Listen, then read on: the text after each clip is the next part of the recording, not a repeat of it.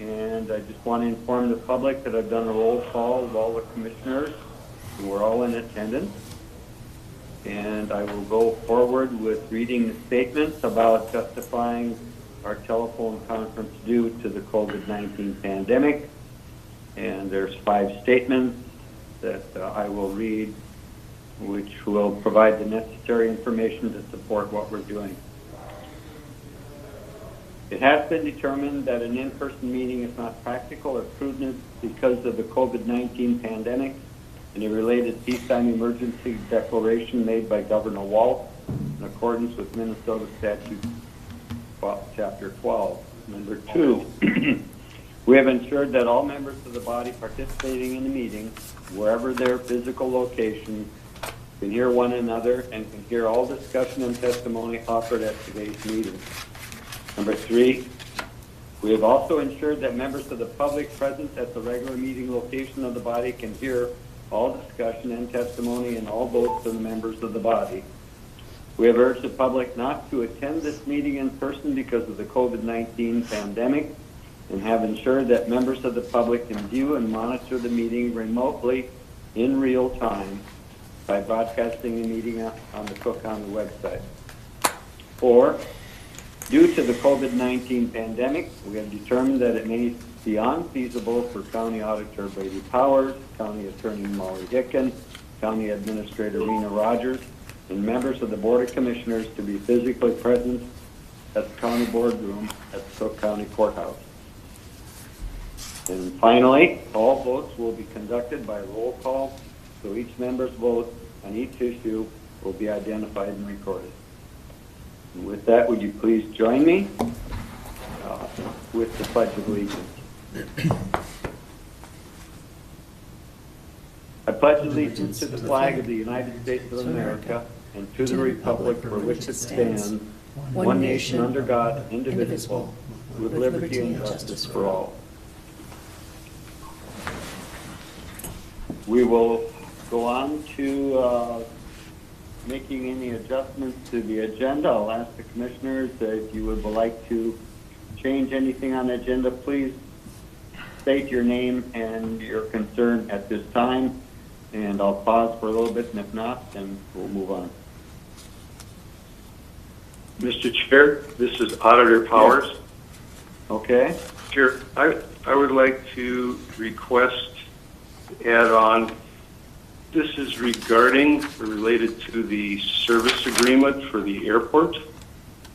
Okay. 5B, and ask that you approve seeking proposals for that construction.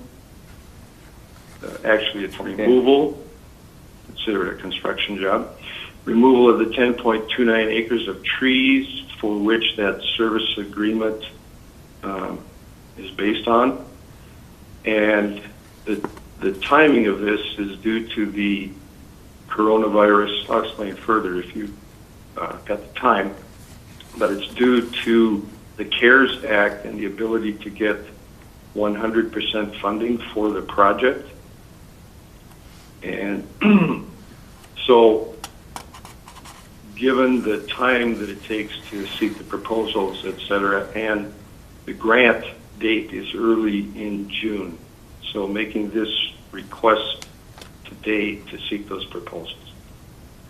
Okay, very good. I've added that to the agenda system, so I'm not sure if it will come up in front of you. So you'll see more detail on the request, and I've added the cost of the program and the grant document there also. Brady, it won't come up on the agenda because we didn't know to republish it. We didn't. Okay. Yeah. Generally, you have to republish it and reapprove it. Yeah, I sent it to you, but just minutes ago. Oh. Okay, so it came to us by email? Yeah, I can send. Well, I'll be speaking from what I put into the agenda. The agenda will be there once it gets published again, and I'll just speak from what I put into that agenda item. Okay. I think it's page 24. So does everyone understand how we're going to proceed with that, and are you comfortable with it? Page 34. Good. Okay, we'll address that then for B under the auditor. Okay, so I would entertain a motion to approve the agenda. Would you please state your name and make your motion? This is Commissioner Mills. I move to approve the agenda. Over. Okay, do we have a support for that or a second? Support, Storley. Over. Okay. Support by Commissioner Storley. I'll do a roll call vote. Commissioner Dukert? Aye. Over. Commissioner Mills? This is Commissioner Mills. Aye. Over. Commissioner Duchamp? Aye. Commissioner Storley? Aye. Over. Commissioner Bershheim is aye. So it passes unanimously. We'll go to the public comment period to see if anyone has written anything, or if someone's there, I'll turn it over to Interim Administrator Rogers. Have you received anything, or is anyone there for public comment? Thank you, Mr. Chair. No, there are no members of the public here, and I have not received any requests to read public comments. Okay, thank you. We'll move on to the consent agenda items. Do we have anyone that wants to pull anything there? Please state your name. Okay, so I'll entertain a motion to approve the consent agenda items as a whole, with A through E. Commissioner Dukert, so moved. Over. Thank you. And support or second?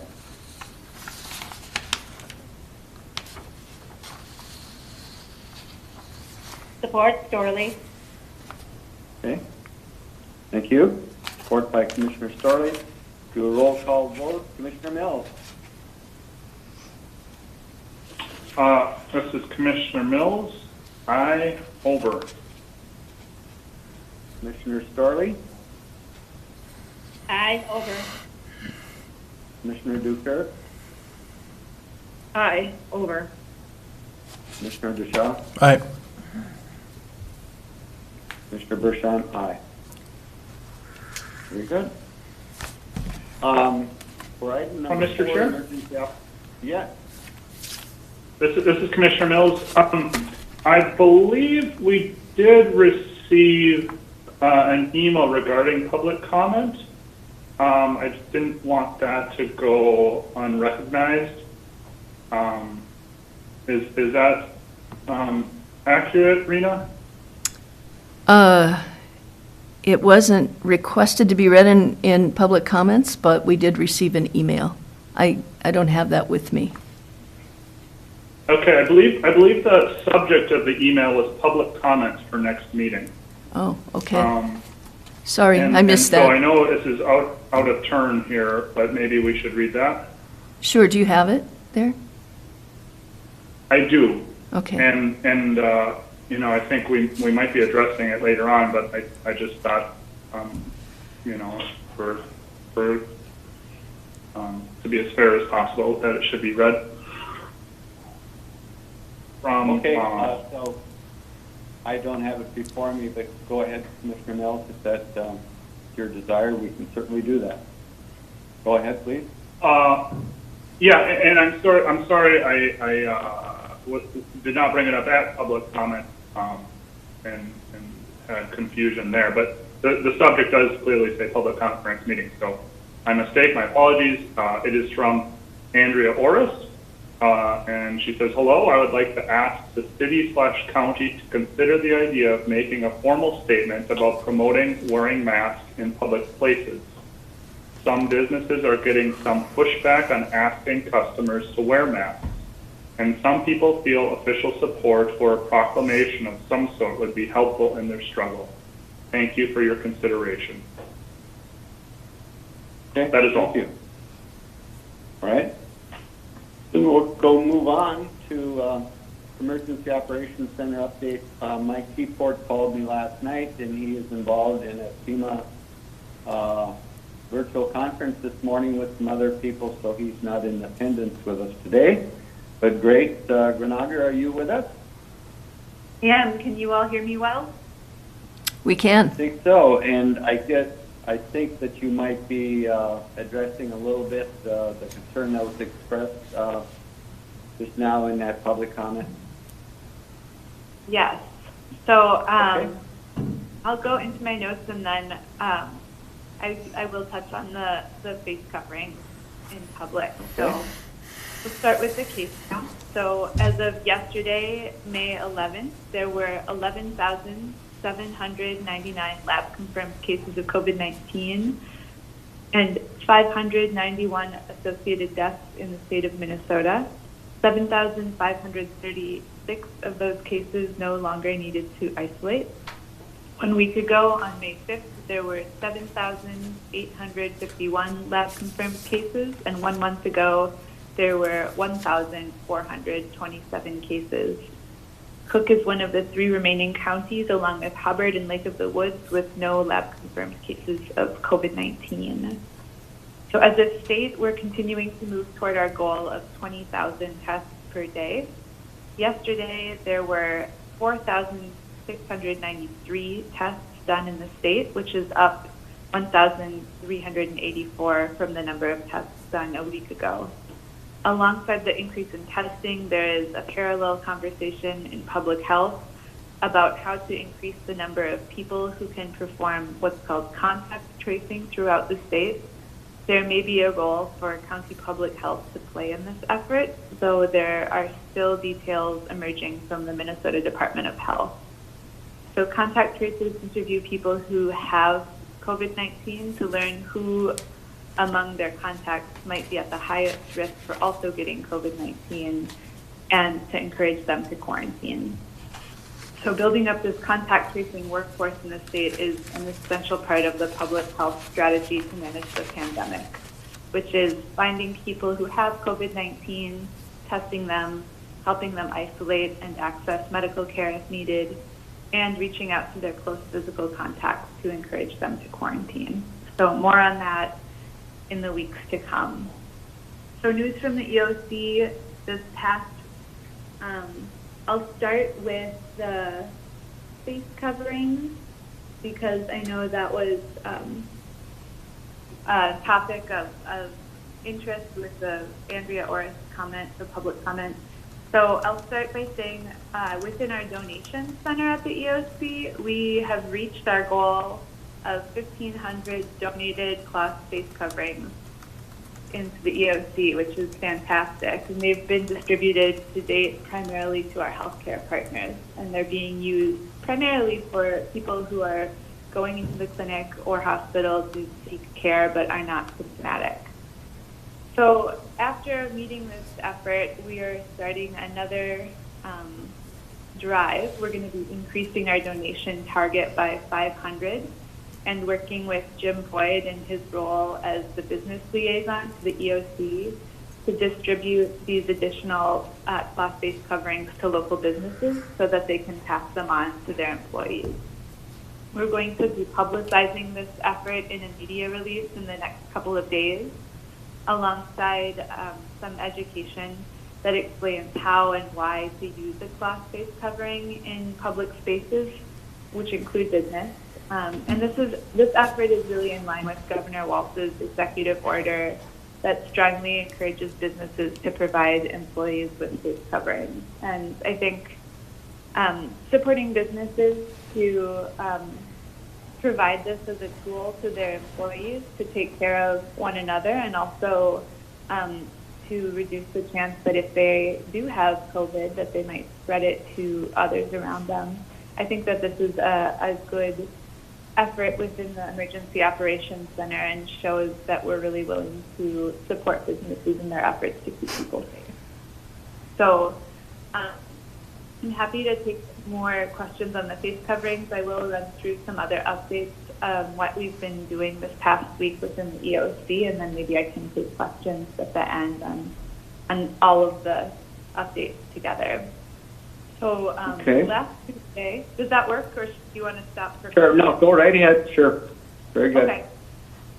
So last Tuesday, the Northeast Healthcare Coalition met, and so this is a group that includes representation from hospitals, EMS, long-term care, emergency management, and local public health departments. We met last Tuesday to discuss regional response efforts to the pandemic from all these different areas of membership.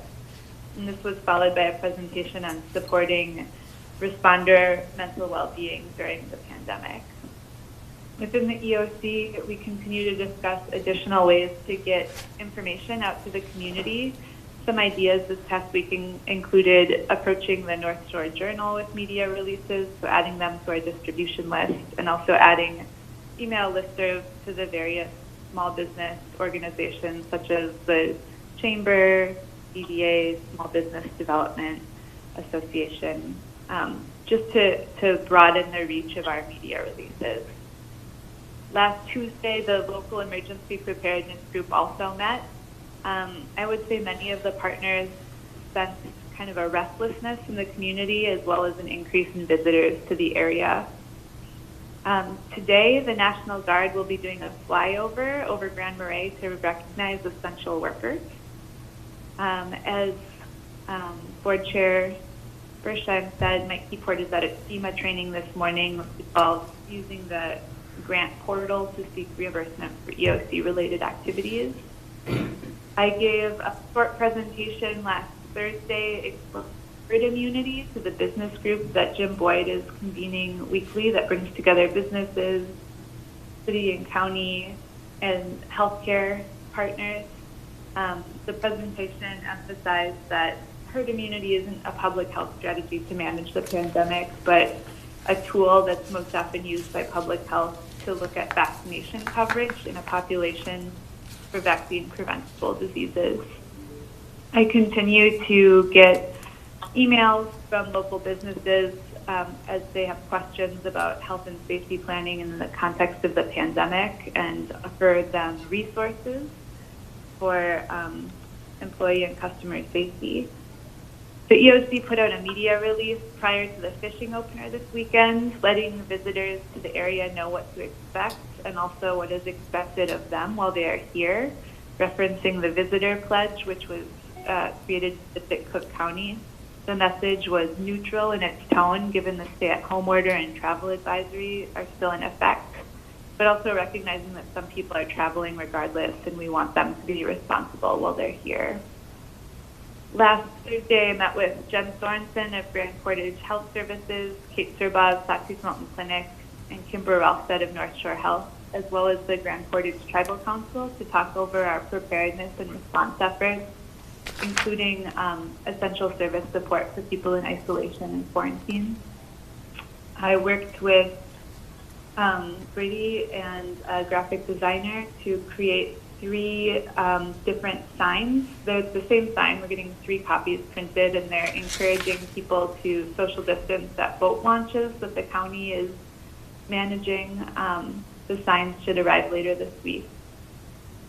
From the volunteer side of things, we have engaged 134 community volunteers to respond, who've collectively given 2,617 hours of service to the county's response efforts. I was granted access to the Minnesota Department of Health database that they're using to update counties on COVID-related cases within their jurisdiction. This is a new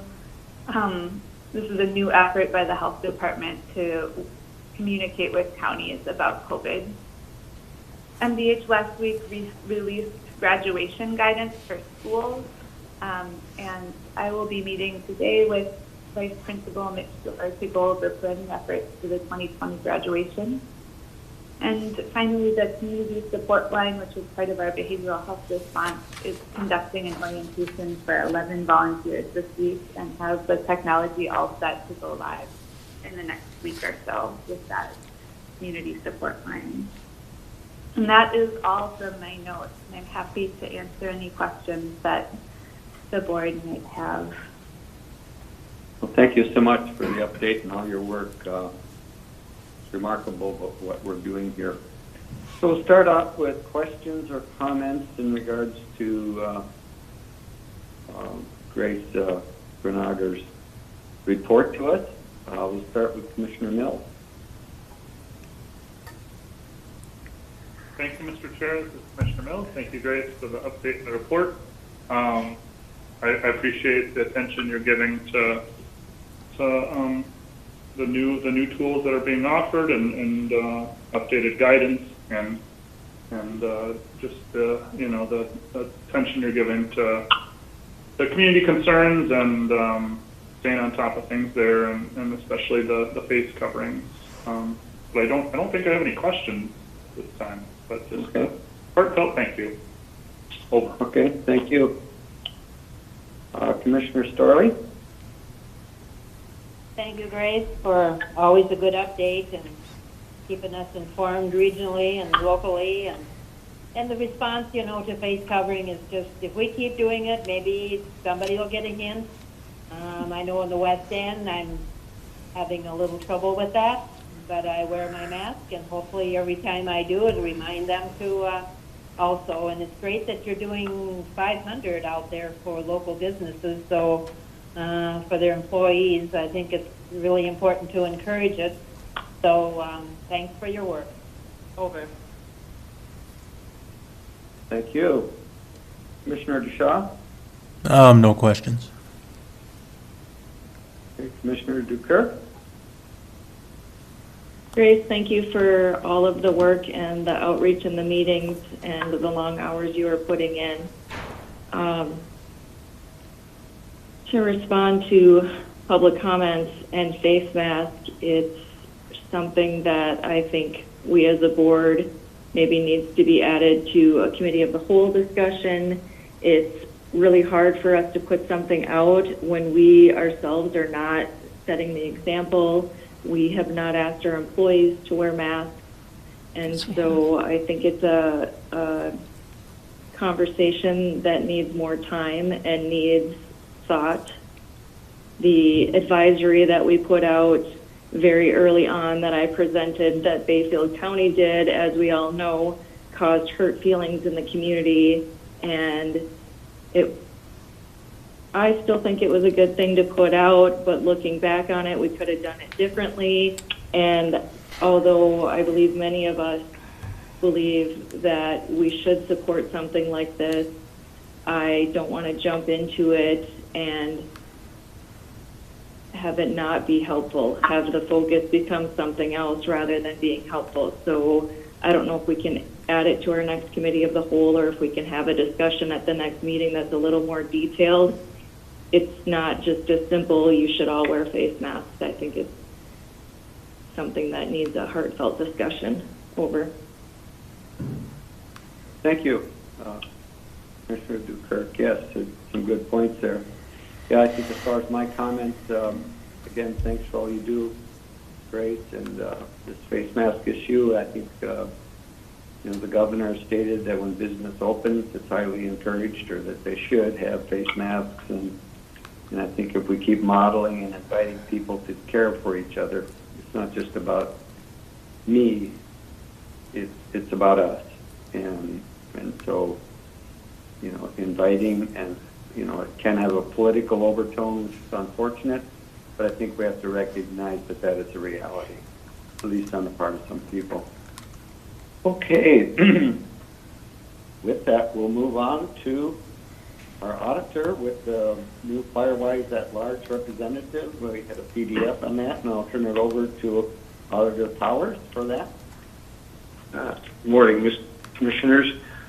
This first request is from the Firewise Committee to add another potential position to the committee. Right now, the committee is made up of various officials, the DNR, the Forest Service, myself, others. The commissioner is on that committee, and then fire departments have spots for representation. This one is adding an at-large position. Not all the fire departments consistently send a representative, but we have a retired person who was on the fire department who wishes to serve and is in the Colville, Hoveland area and could represent them.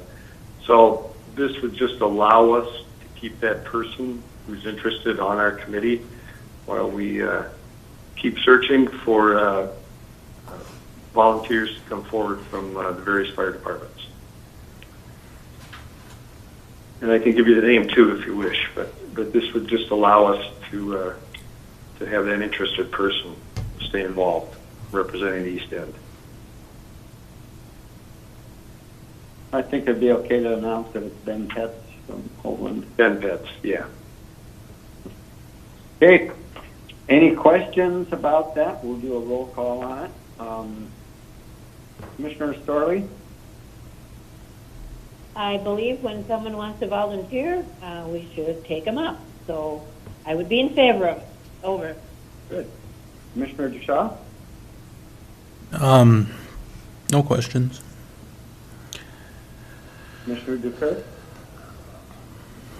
No questions. I'm on the committee and I support. Over. Thank you. Commissioner Mills? Thank you, Mr. Chair. This is Commissioner Mills. I do not have any questions. Over. Okay. Commissioner Bershon does not as well. So I'd entertain a motion to add a position to the Cook County Firewise Committee as an at-large member. Please state your name.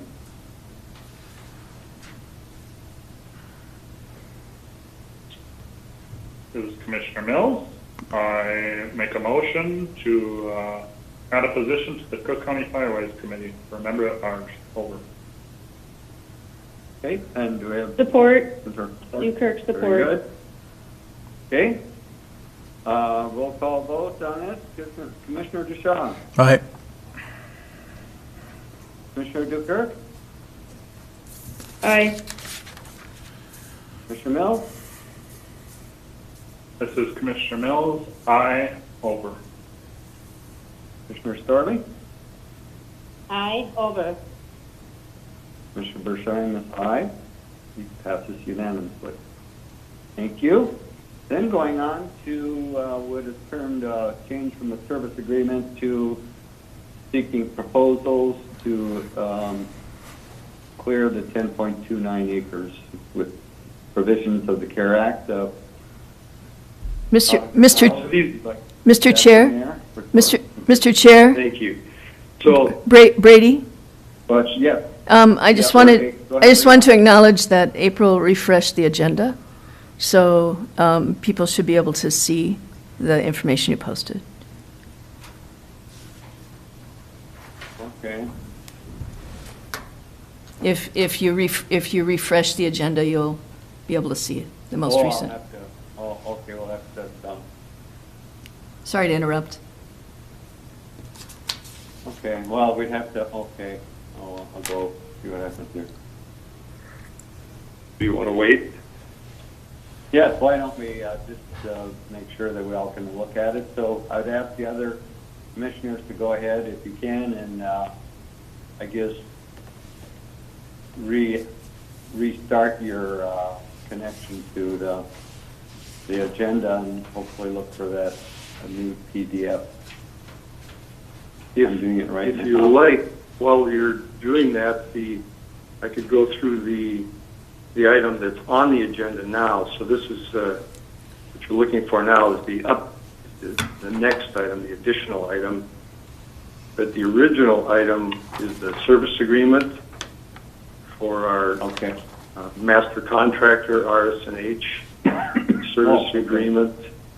Yeah, so these are really two separate items. This is a service agreement, I can just explain it now, to do this obstruction removal on the 10.29 acres of trees off the west end of the airport. And the Airport Commission met on May 6th and reviewed RS&H plans for clearing those acres, is identified as for the safe use of runway 10. They also reviewed the federal funding known as the CARES Act that could provide 100% funding for the project.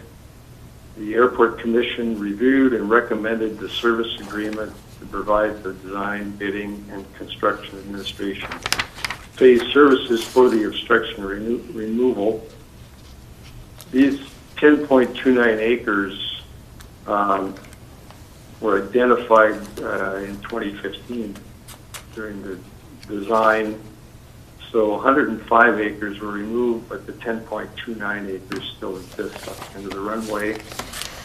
An environmental assessment was prepared and starting in 2017, and that assessment was finalized and accepted by the FAA for this project in March of last year. So it's a required obstruction removal.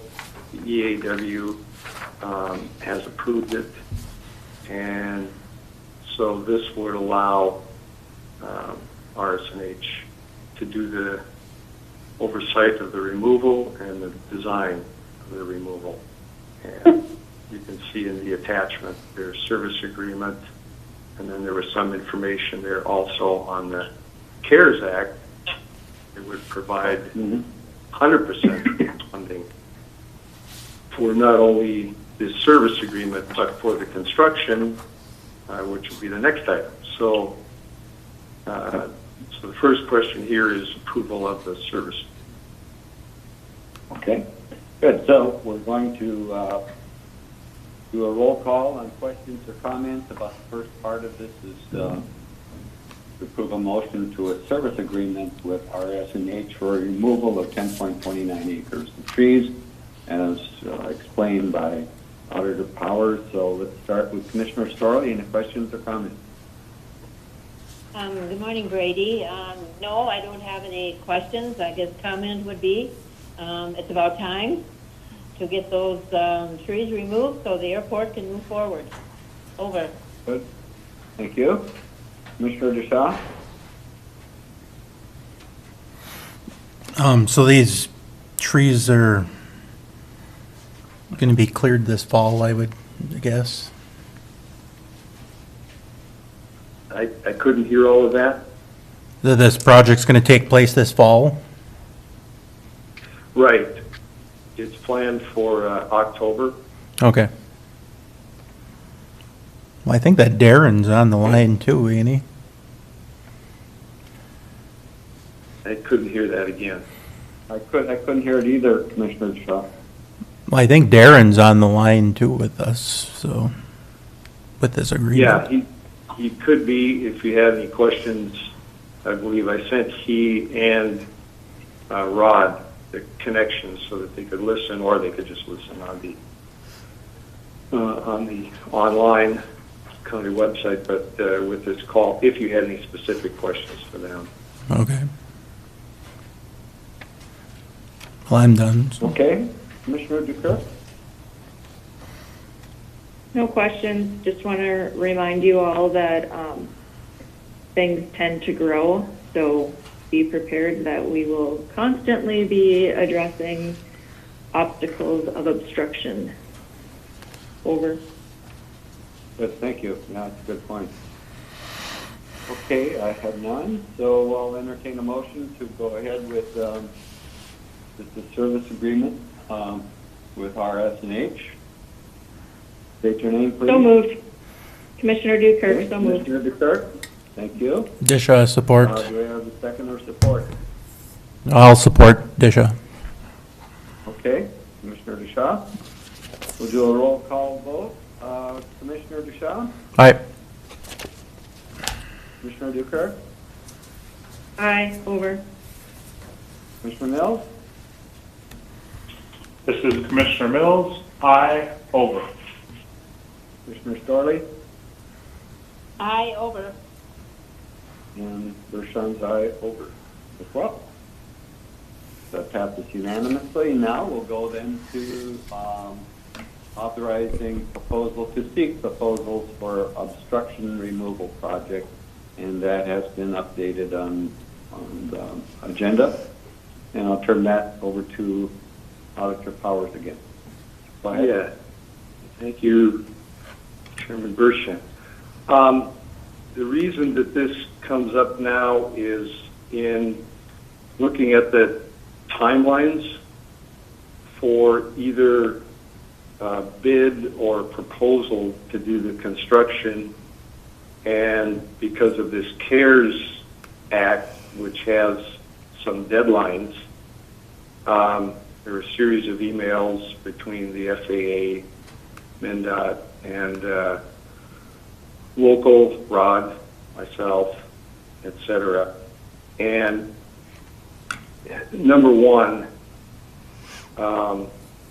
this is the type of project that clearing, grubbing is like a road project. It's something that could be bid. In this case, I've attached the cost estimate, which is about $169,000 total. So the total cost of the project is $169,000, but the construction part is about $120,000, and that is well below the state requirement for bids, which is $175,000. The federal government also has rules on bidding and proposals, and they've got a threshold of $250,000, so it's well under their number for seeking actual sealed bids. So we're under both state and federal. So the reason to do it by proposals is, number one, the timing, and cut as much as 3 weeks off of the sending out of published notices and the timing, the 10 days, etc. There's timing, and also the simplification, the simplified type of project. It's not highly technical, but it is expensive. So those two reasons, the not technical, the savings of the time. In emails, the FAA expressed their preference would be proposals, because it would save enough time that when we completed that and sent it to MnDOT, they would have more time to review the project before getting it to FAA for final approval and getting it in on time for the CARES Act. So they would like MnDOT to have extra time to actually review the project, and they don't see it as a complicated enough project to require bids. RS&H has identified several contractors that typically work up here, and they are, some of them are your road construction contractors, and that's because this is required in this EAW, is that they actually turn this into a grassland. It's not just cutting of the trees, but they have to grub them, they have to pull them out by the roots, they have to reshape the land so that they turn it into a grassland, and Rod can mow it and do this routine maintenance on it, just as he does the other grasslands surrounding the airport. They don't want to see it growing up again anytime soon. So that's what makes it as expensive as it is.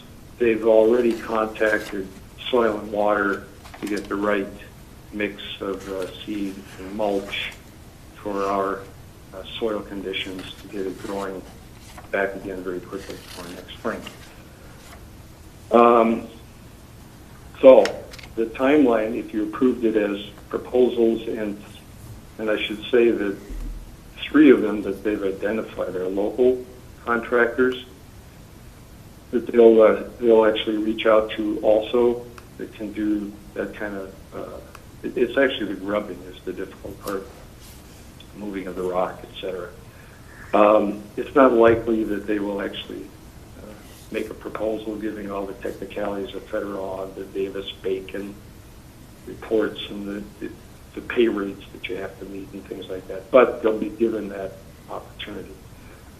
But if we did a proposal, they could do the pre-proposal meeting as soon as May 20th, and then have the proposals due by the 22nd at 2 p.m. They'll be contacting these. The pre-proposal meeting will be with people that they contact, and then come back to the county board for a proposed contract on May 26th, and then submit it to MnDOT for their review, and then we can have the grant. All this has to be done before we have a grant application. So then we could submit a grant application on the afternoon of 5/26, morning of 5/27. The project then begins October 1st and expected to wrap up in 45 days. If we did the bid process, we have to advertise it for 3 weeks. We wouldn't be done advertising until May 10th. Open bids on June 11th. And it only gives about a day for MnDOT to review it, get it back to the FAA.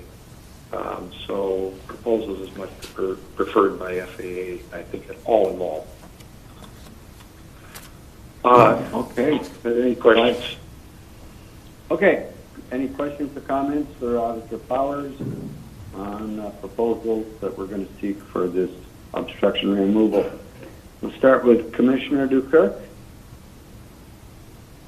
No questions. Just want to note that the work with soil and water includes making sure that any seeding or mulch is free of invasive plant species. So that is why the price is just a little bit higher. As we know with our road projects, the seed mix that we need here in Cook County to protect our lands is a little bit more expensive. And so thank you to RSNH for listening to my concerns on that and taking the time to put that in there and get the right information before it came to the board. It's greatly appreciated. Over.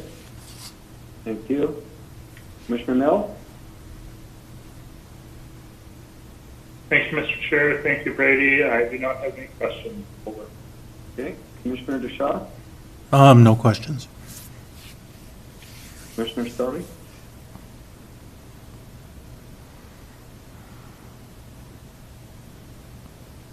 Commissioner Storley? Yes, I understand, Brady, that the FAA will take care of the cost of this. This would be under the Federal CARES Act. That's the federal act that's, it's broad, wide-reaching. It's, the money's there for businesses and individuals, et cetera. This is one of the provisions in that huge act that would allow 100% funding for this project. It's not a huge savings because it's not a huge project, but our local share would be about 5%, is 5%, which would be around a $9,000 savings, and it would save the state about $9,000 also. And I would say in this environment, we'll take anything we can get. That's for sure. Over. Okay. I have no questions or comments, so I'll entertain a motion to authorize the auditor to seek proposals for obstruction removal project for 10.29 acres. Commissioner Dukirk makes the motion. Over. Thank you. Do you have second or support? Storley, support. Okay. We'll do a roll call vote. Commissioner DeShaw? Aye. Commissioner Dukirk? Aye. Commissioner Mills? This is Commissioner Mills. Aye. Over. Commissioner Storley? Aye. Over. Commissioner Bershheim's aye. Over. Passes unanimously. Thank you for all you do with this, Brady. It's complex stuff, and you seem to have navigated it very well for us. Thank you so much for all your work, and it did save us some money, which is important, but also gets it done. Yeah, that's RSNH took me through all of that in the last couple of days. So Okay, thanks to them we also. were talking about this yesterday as well. So Yeah. It's been a work in progress, so we got it done, and thank you. Thanks for all the cooperation we get in moving this forward as well. Okay, we'll go to the administrator, and for any updates, I guess, if you have any general comments, and then I'll just turn over the rest of the agenda items to you, except that we'll go ahead with the courthouse ramp repair and security things. But I just turn it over to you for any general comments that you have, and then we can deal with when you're ready to move on to the courthouse ramp, and you can explain that. Okay, thank you, Mr. Chair. I do have a couple of proposals today for the board's consideration. The first of them is to do a couple of capital repairs, a capital repair and then a small capital project. So the request, and I'll just state this now and summarize it again, is approval to spend $10,515 to have S&C Masonry Concrete repair the decking of the ramp on the north side of the courthouse, and also add 2 security tempered glass service windows, one in the assessor's office and one in the auditor's office. So I'll just provide a little background now. The building committee met last month to look at the list of budgeted items for this year. Just many of them general maintenance, a couple of them some new projects from the money that was budgeted last year for this current year. And in an attempt to identify places that we might be able to save spending this year, we went through that list and put some things on hold, like the security cameras and some other items that we said, we can postpone those until next year. One of the items that stayed on the list was the ramp that goes to the north side of the building to the upstairs. That ramp, the decking is falling apart and actually could probably result in somebody tripping or, twisting an ankle or getting injured in some other way. Since that's a ramp that's used by our upstairs staff, but also for clients that come in to meet with social workers, it's a critical spot. So the recommendation from the building committee was to get some bids on that. So that's one of the projects. The other 2 projects were requested from our HR director and also from county attorney to provide security service windows for some of our areas on the first floor where we have a fair number of visitors and interactions with office staff. In the case of the assessor's office, that would actually be cutting in a window and then adding security glass with a speaking hole and a place for papers to be slid underneath. And in the case of the auditor's office, they would just add the glass and this mechanism to the window that already exists. So S&C Masonry and Concrete gave us a combined bid for both of them, and that bid was $10,515.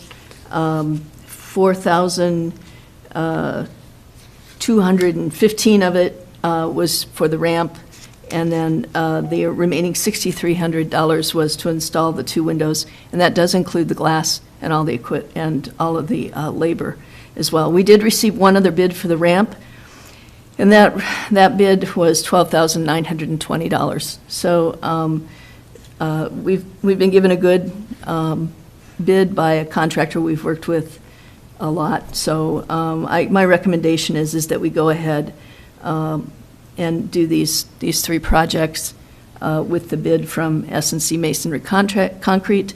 And one additional benefit is once we do start opening the courthouse up again to the public, this will create not only a security barrier but also a health barrier.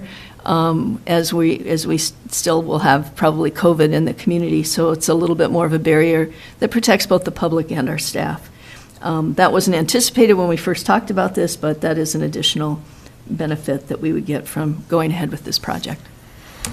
Anybody have any questions that I can answer? Yeah. We'll go ahead. We'll do a roll call on comments or questions. Commissioner DeShaw? No questions.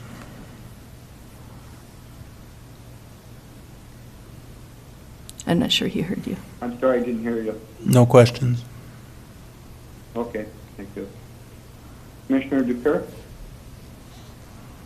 Is there any opportunity for COVID-19 funding on this, since these security windows will protect the public and the staff from transmitting any germs? Over. I don't know about that. I don't know. I can check. Thank you. I know they've been in process for a while, but under this current environment, these are health barriers, so it's worth the ask, even though it's a small amount. Thank you for looking into that, Rena. I have nothing else. Over. Okay, thank you. Commissioner Mills? Thank you, Mr. Chair. This is Commissioner Mills. I do not have any questions. Over.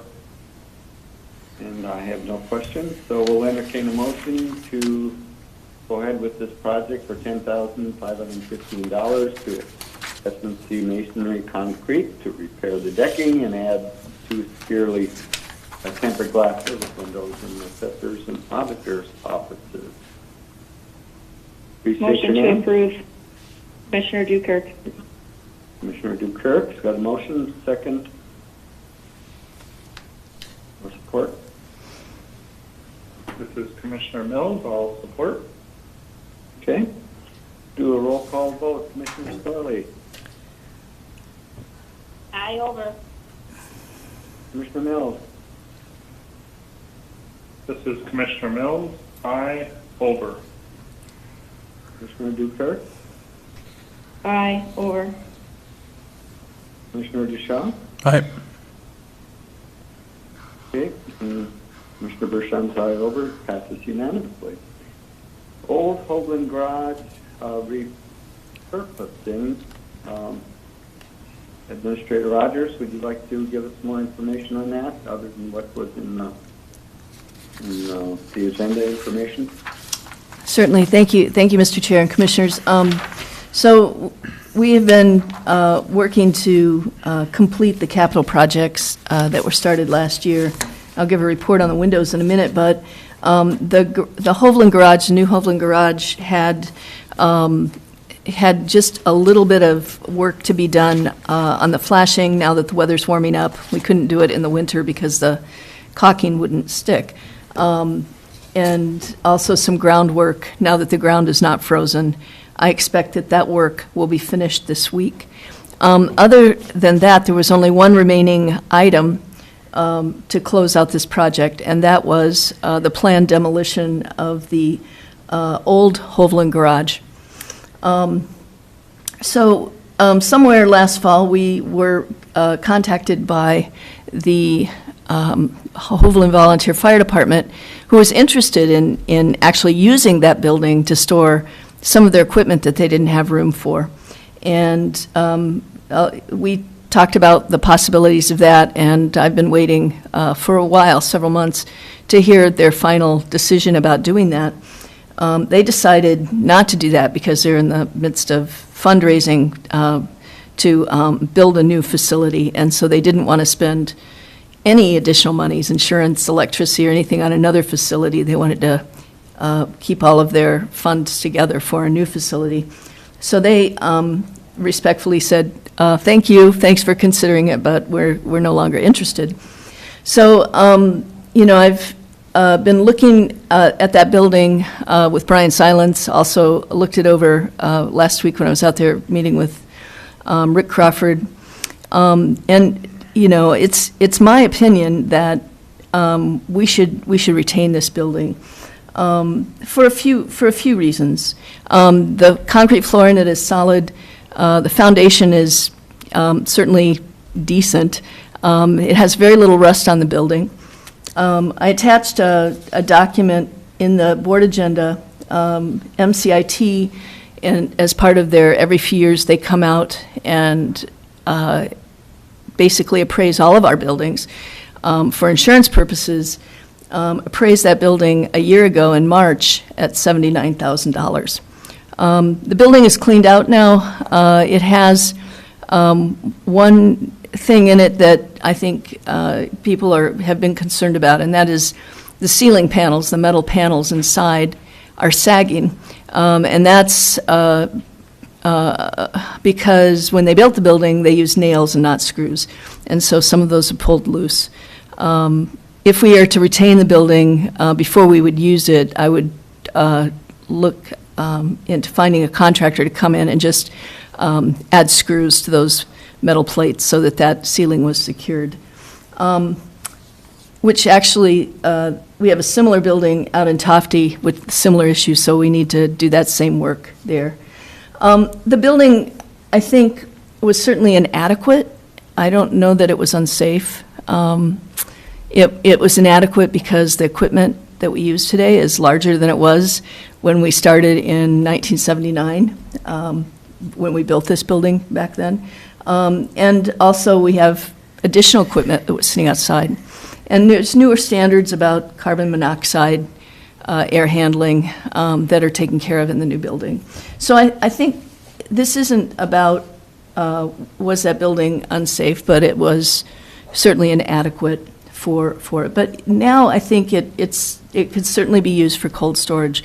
We have a number of items in the highway department that sit outside in the off-season. We have a lowboy that sits outside in the winter months, and other kinds of equipment that could be stored in there and protected from the elements, giving them a longer life.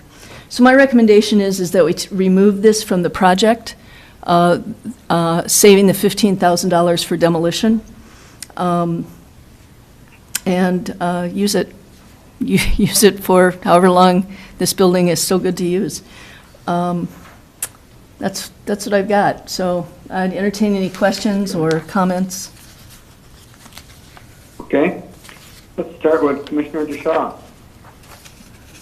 I'd have to agree with Rena on that, and to tear down the building when we're always looking for more storage space would be foolish, so I'm for saving the building for storage. Thank you. Commissioner Storley? Right, I think it's a good idea to patch it up a little bit, and it can be certainly used in the future. Over. Thank you. Commissioner Mills? Thank you, Mr. Chair. This is Commissioner Mills.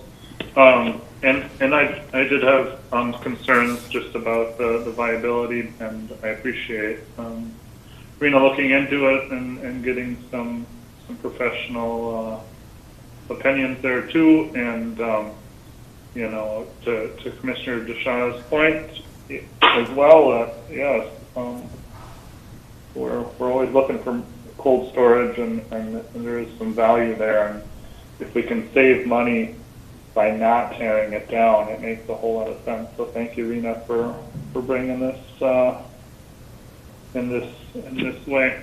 Over. Thank you. Okay, thank you. Commissioner Duker? Was this a bond project?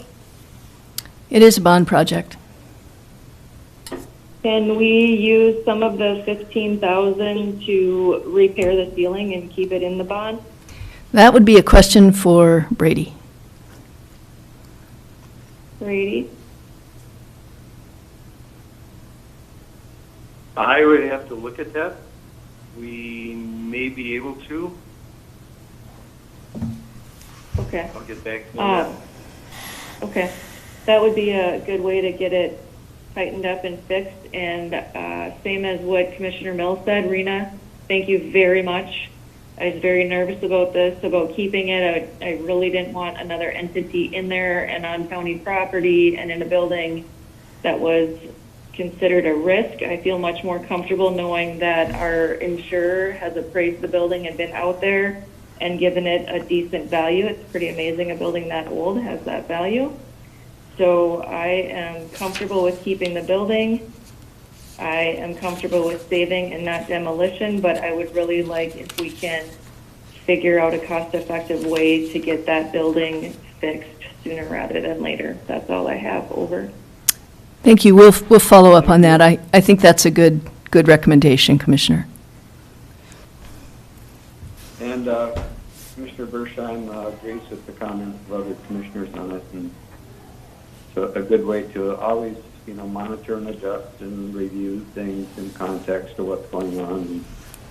And it's a good move. So with that, we'll entertain a motion to go ahead with this repurposing of the old Hoagland garage.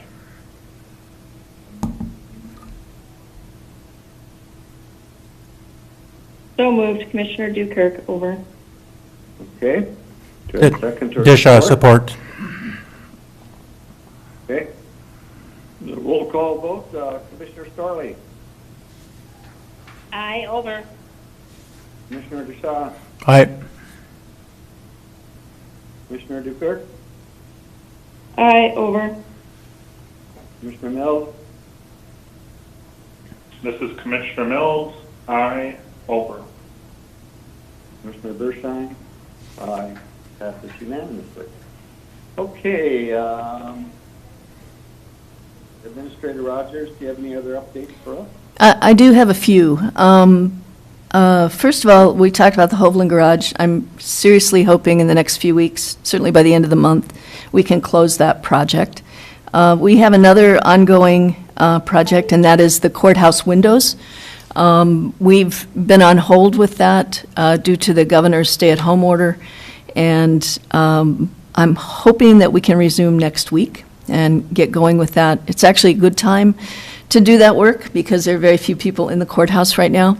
But I was concerned about violating the stay-at-home order of having contractors coming up and down the shore to do that work.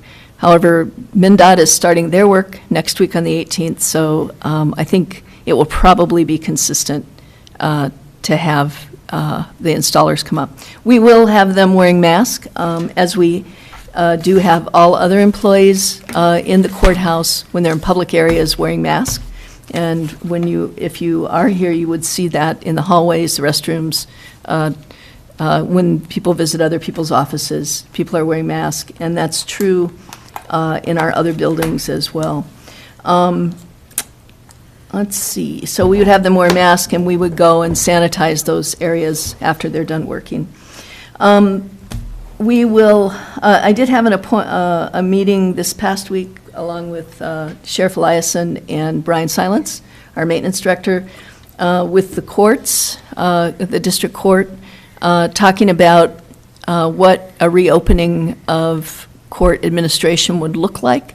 They're not ready to do that yet, and they know that our courthouse is currently closed to the public. But as they start opening, how would that look? With security, with having people wear masks? Would we have the court administration window open, or could we just use the drop box that we've installed outside? In general, I think it was a really good discussion, and I felt like we were on the same page in terms of cautiousness with the courts, and they want very much to work with us and make that work, and however we're keeping things going. So we're moving along with that. At this point, it's very, very early pre-planning, and no one's talking about opening it up for court cases yet. The courts have been doing a lot of work using ITV systems and doing really their critical work that way. And so they haven't had a pressing need to open it yet, although they are talking about having somewhat of a backlog now. And next week for the COW agenda, the Committee of the Whole, agenda, we will have a presentation. We'll probably do it as a Zoom meeting, and we'll have a presentation by the representative from Enterprise Leasing to go into a lot more detail than I've been able to do about the program, about the cost benefits, and also look at our particular case and what those costs might be, so that commissioners can have a better look at that and hopefully make some decisions whether they want to move forward with that kind of a plan or not. And then I will also add a discussion about face coverings to see if the commissioners would like to make a stronger statement to the public on that particular topic. I think that's what I have today. If anybody has any questions, Okay, I'd be happy. Any questions? I guess I'll just open that up. Would you state your name if you have any further questions for Administrator Rogers? Okay. Mr. Chair, this is Auditor Yes. Bauer. Sure. Go ahead. I was thinking that maybe at that meeting next week, we would talk about those penalty rates. We put that off when we put in the delay for penalties.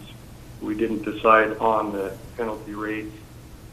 When we come off of that in July, and MSIS will need that by the end of the month, and give us a chance to look at it one time before approving it on the 26th.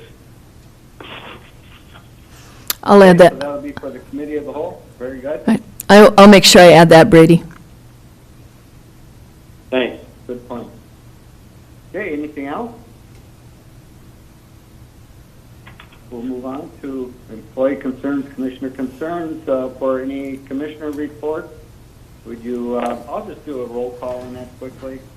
And if you have none, just say none. And Commissioner DeShaw, None. Commissioner Duker, None. Commissioner Mills,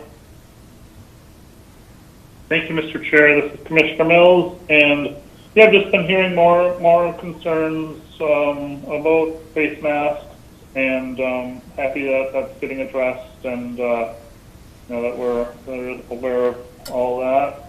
And also had a concern about the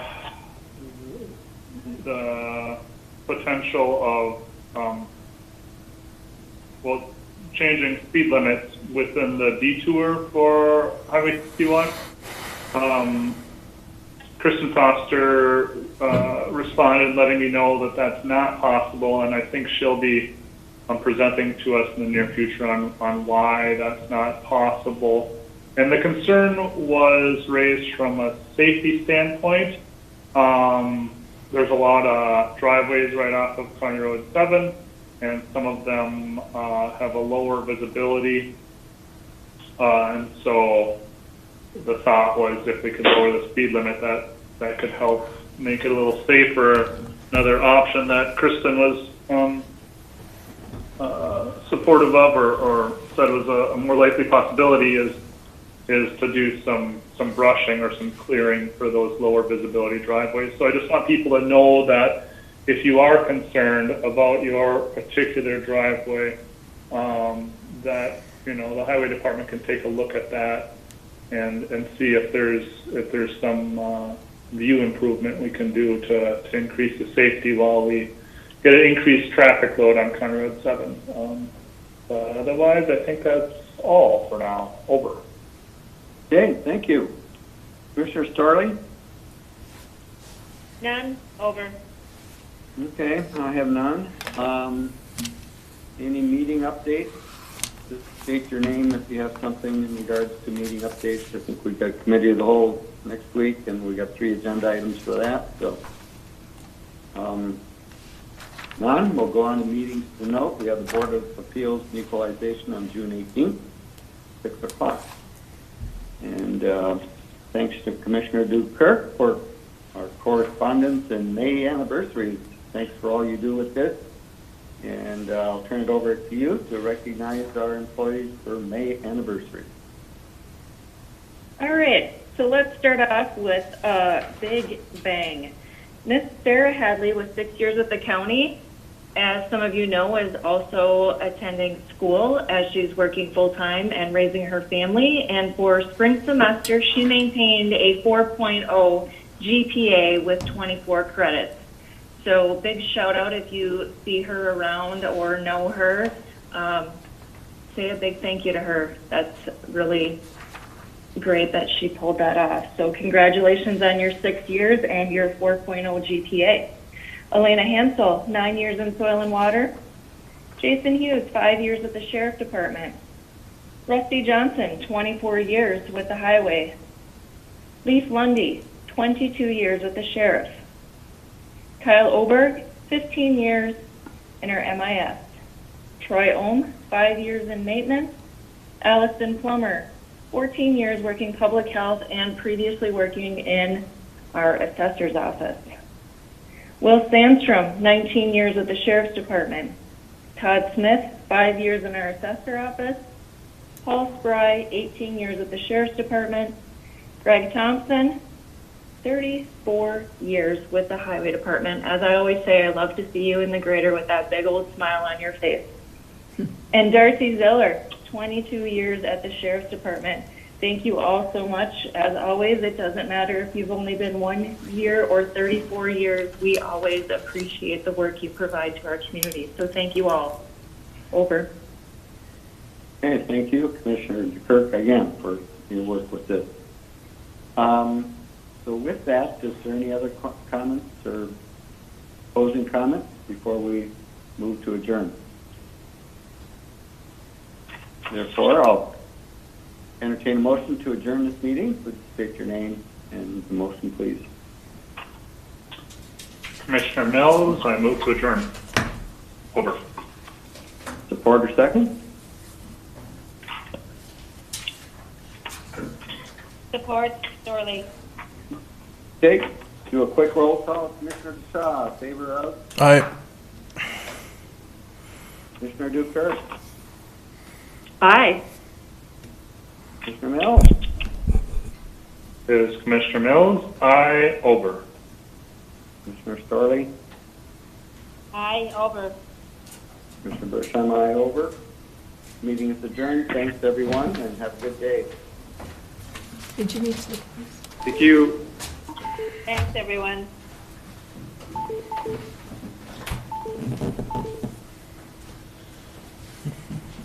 Keep track of them so you're not calling me looking for them. It was Stacy that had him. Yeah, sorry about that. Got mixed up in my files.